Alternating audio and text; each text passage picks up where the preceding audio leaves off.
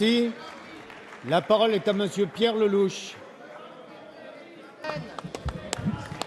Bien, Monsieur le Premier ministre, la Grèce toujours, et cette question s'adresse à vous parce que je vous avoue ne pas très bien comprendre où on va en écoutant Monsieur Sapin à plusieurs reprises aujourd'hui. Commençons par le commencement. Tout le monde ici, Monsieur le Premier ministre, je dis bien tout le monde, veut que la Grèce reste dans l'Union européenne et dans la zone euro, et personne ne souhaite une faillite qui serait catastrophique pour son peuple. Mais enfin, trop, c'est trop.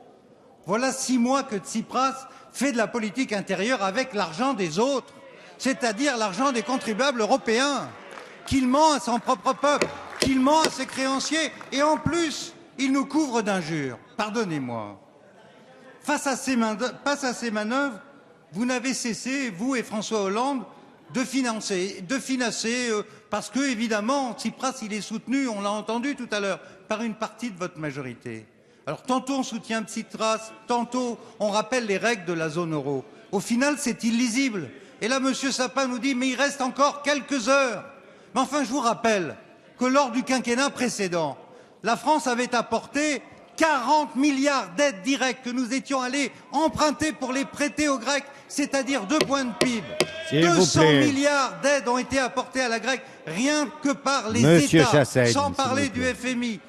Combien de temps allez-vous continuer à supplier Tsipras de bien vouloir prendre notre argent? C'est ça la question qui se pose aujourd'hui. Et quel est le plan B du gouvernement? Si, comme le dit M. Sapin, un vote contre, c'est pas un vote oui. En effet, M. Sapin, un vote contre est probable puisque Tsipras veut que la Grèce vote contre.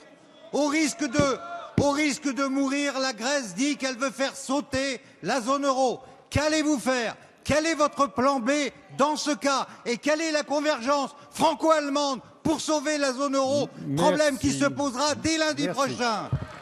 La parole est à Monsieur le Premier ministre Manuel Valls. Monsieur le Président, s'il vous plaît, on écoute la réponse. Lellouche, je ne sais pas si M. Tsipras fait de la politique intérieure, sans doute, mais honnêtement, j'ai l'impression que vous en faites un tout petit peu à travers votre question.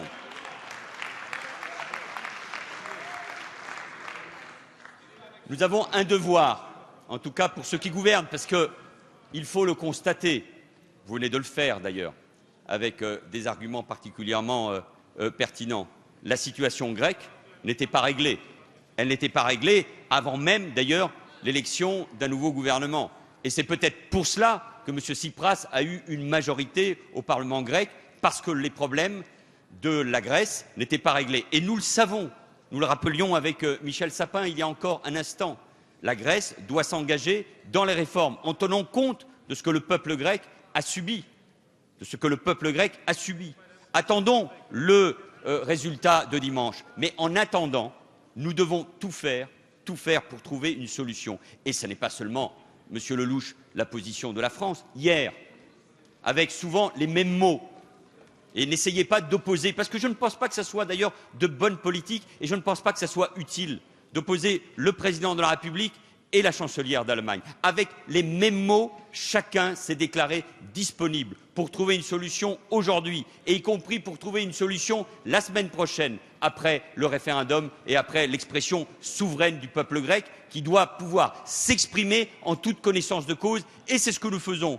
Le gouvernement français et le président de la République, le président de la Commission encore aujourd'hui, la chancelière Merkel hier, avec à ses côtés le vice-chancelier Sigmar Gabriel. Parce que chacun, Monsieur Lellouche, doit être bien conscient de la responsabilité qui est la nôtre. La sortie de la Grèce de la zone euro après le vote du peuple grec serait un drame. D'abord pour la Grèce, d'abord pour les Grecs, d'abord pour son économie, avec des conséquences. Nous ne les connaissons pas toutes. Nous savons que la France est robuste, nous savons que la crise aujourd'hui n'est pas tout à fait la même que celle que nous connaissions il y a 4 ans, mais avec des conséquences politiques majeures pour l'idée que nous nous faisons de l'Europe. Alors la position du président de la République du gouvernement exprimée par le ministre des Finances est claire. Nous souhaitons et nous voulons, pas à n'importe quelle condition, bien évidemment, c'est le sens de la discussion et de la négociation, mais que la Grèce reste dans la zone euro parce que c'est essentiel pour l'avenir de l'Europe. C'est la position du gouvernement français, elle est claire. Ça n'est pas seulement, Monsieur Lelouch, la position du gouvernement français, parce que chaque responsable européen doit être mis devant ses responsabilités. C'est aussi l'avenir de l'Europe qui est en cause. Merci, Monsieur le Premier ministre.